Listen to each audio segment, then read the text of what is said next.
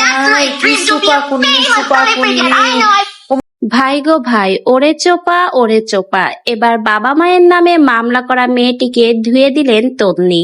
তন্নির এই মেয়েটিকে ধুয়ে দেওয়া আমার কাছে কিন্তু অনেক বেশি ভালো লেগেছে। আপনাদের কাছে কেমন লাগলো ভিডিও দেখে অবশ্যই শেষে কমেন্টে জানাবেন।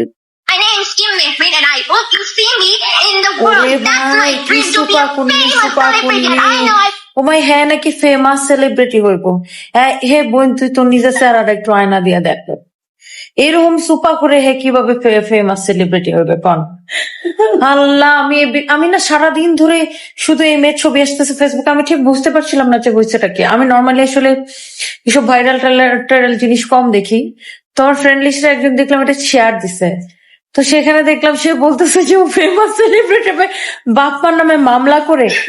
ভাই আমাদের ছোটবেলায় ধরেন স্কুলে যায় কারো হাতে মায়ের খাইছি, তো আবার বাড়িতে এসে এটা বললে আবার বাড়িতে এসে উল্টা মায়ের খাওয়া লাগতো, তাই না? মারামারি করে আসছো কেন বা মায়ের খাইছিস কেন, ওটা তো না আবার মায়ের খাওয়া লাগতো, আমারই দোষ। ধরেন যে যেটা করছো ওটাই আমারই দোষ। তো এরকম বাপ মার হাতের বকা মায়ের, স্কুলের টিচারের হাতের বক মায়ের আমাদের ছোটবেলায় ভালো ছিল ভাই। অ্যাটলিস্ট এরকম কি বেয়াদব মানে চিন্তা করা যায়। আমার তো মনে চেতেছে মানে কি বলতাম যেটা কষায় থাপ্পড় দিতাম, যেটা মন চাইতেছে সত্যি কথা। এইরকম বেয়াদব মেয়ে সে বাপ মার বিরুদ্ধে সে আগে ফেমাস সেলিব্রিটি হবে আর ক্যামেরার সামনে কি করে বোন তুই এরকম ও মাই গড, লাইক কতবার মানে ক্যামেরা দেখে কি করবে। বাট আমি খুব অবাক হইলাম যে এই মেয়েটা না আমার কাছে মানে ও একটা অন্য জগতে আছে।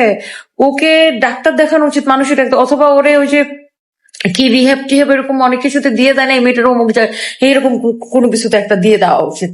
আমি জানি না এই কোর্টের বিচার কি হবে, বাট আমি মহামান্য আদালতের আমি জানি না ওনারা শুনবেন কিনা, বাট আমার কাছে মনে হয় মহামান্য আদালতের কাছে আর্জি থাকবে যে এই মেয়েটাকে এরকম কিশোরী সংশোধনাগার কেন্দ্রে পাঠানো হয়। ও মাই গড কি কথাবার্তা, কি বচনভঙ্গি, এত ছোট মেয়ে লাইক এরকম ও মাই গড। ওর আবার সাংবাদিক ভাইয়েরা ক্যামেরা ধরতেছে, ও ক্যামেরা দেখে কি করবে না করবে, নিজের কি ভাবতেছে না ভাবতেছে, আর কি সোপা ও মা গো মা।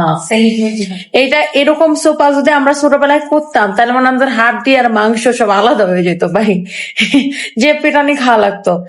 আমার কাছে মনে হয় না আগেই ভালো ছিল, পিটানি খায় মানুষ হতো। এখনকার কি এটা কি অসভ্য বাচ্চা, ও বাবা। হ্যাঁ মিলি আপু আপনার কিরম লাগছে এই শরীরে? চটকানা মানা দরকার একদম। আমি খালি মানে ওইটার ভিডিওটা দেখতেছি আর আমি আমার ছোটবেলার কথা ভাবতেছি।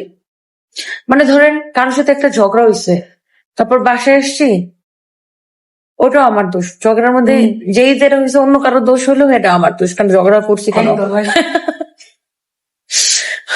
আর বাপ মার নামে মামলা, চর মানে তার 32টা ফালাই দিত যেটা।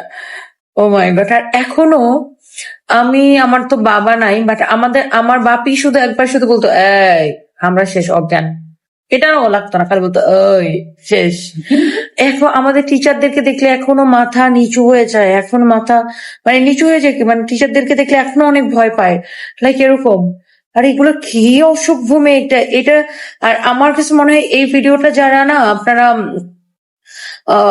ধরেন ভাইরাল করতেছেন, শেয়ার করতেছেন, আরো বেশি বেশি করে প্রচার করতেছেন, আমার কাছে মনে হয় নেগেটিভ জিনিস আমরা যত কম প্রচার করব তত ভালো। এইটা বাচ্চারা যত দেখবে তত এটা একটা মানে আমার কাছে মনে হয় বাচ্চাদের মনে একটা নেগেটিভিটি তৈরি হবে। আমার কাছে মনে হয় যে এই ভিডিওটা স্প্রেড করা আমাদের উচিত হবে না, এটা মানে এটাকে এখানে থামাই দেওয়া উচিত।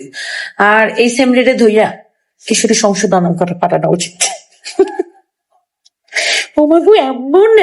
এমন আমি খালি আমার চোখে খালি বাঁচতে কি করতেছে। আমি নর্মালি কখনো এইসব র্যান্ডম বিষয় দেখিও না, কি হয় না হয়, বাট আমি সারাদিন আজকে কোথায় ছিলাম আপু, আমরা ঢাকা থেকে 7টায় বের হয়েছি, আসছি যশোরে, আমাদের মেলা চলতেছে, যশোরে মেলা করে আবার আসছি খুলনাতে, আমাদের শোরুমে খুলনাতে এসে 3টা-4টা লাইভ করে আজকে সারাদিন আমি 6টা লাইভ করছি। এখন হোটেলে 2 বান্ধবী মিলে ঘুমাইতে আসছি। আয়সা একটু দেখে আচ্ছা ফেসবুকে একটু স্ক্রলিং করি, তারপরে দেখি ছেমড়ির ঘটনা কি, একটু পর দেখি ছেমড়ির ছবি ভিডিও। ও মা বলতেছে ও একটা ফেমাস সেলিব্রিটি হয়ে তুই বাপ মা নামে মামলা করে ফেমাস সেলিব্রিটি হবি। সুপাকুন্নি, তুমি একটা জাতীয় সুপাকুন্নি উপাধি চাইছো।